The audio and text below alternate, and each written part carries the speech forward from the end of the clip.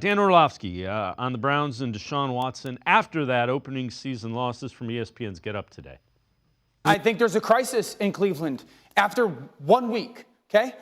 Kevin Stefanski's offense, scheme-wise, comes from Kyle Shanahan and Gary Kubiak, which is the under-center, play-action pass game, the outside zone. That's how they create their explosive plays. They can't run it and won't run it with Deshaun Watson. And I don't know the exact reason why, but if you watch the game, it's shotgun, it's catch and throw. And the problem is Deshaun, for some reason, is hesitant, got in the football, and just egregious misses. He's going to climb the pocket. Amari Cooper's in the middle of the field there. It's 3rd and 10. It's two-man.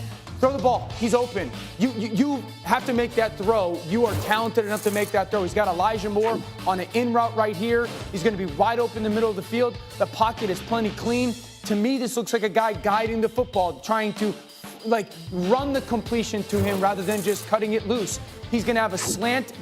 Cowboys are going to blitz off that slot, puts it on Amari Cooper. It's a catch and run, and it might be 15, 20 yards. He misses that by a yard behind him. This one, back's going to go to the flat, to the bottom of the screen. He's wide open. For some reason, Deshaun's working up top, one-on-one. It's a long foul ball, 6 or 7 yards out of bounds. That happened like 3 times yesterday when the ball's 6 or 7 yards away from the receiver. So I think there's a crisis because it tells me Cleveland knows it can't run the scheme that it truly in its heart wants to. And even when they do it, they can't execute it. Now let's welcome in Scott Petrak, Browns beat reporter from the Elyria Chronicle Telegram as well as brownzone.com. Scott, I don't think running the play-action pass where he turns his back to the defense is the strength. And I think that's what Dan Orlovsky is saying. And I think he answered his own question. That's why they're not running it. He doesn't do it well. Well, yeah, I mean, that's what Kevin Stefanski has decided. Deshaun Watson had 6 starts in each of the last 2 years. The Browns ran, especially in 2022, ran a good amount of the play-action pass game. That's what Stefanski runs, and he has run throughout his career. They started to change that last year. They really went all in on a change this year with the overhauling of the offensive coaching staff, including bringing in coordinator Ken Dorsey. It's different. It's about 3 wides. It's about shotgun. It's about RPOs. All of it. The coaching changes, some of the personnel moves, the playbook changes are all to maximize Deshaun Watson's skill set.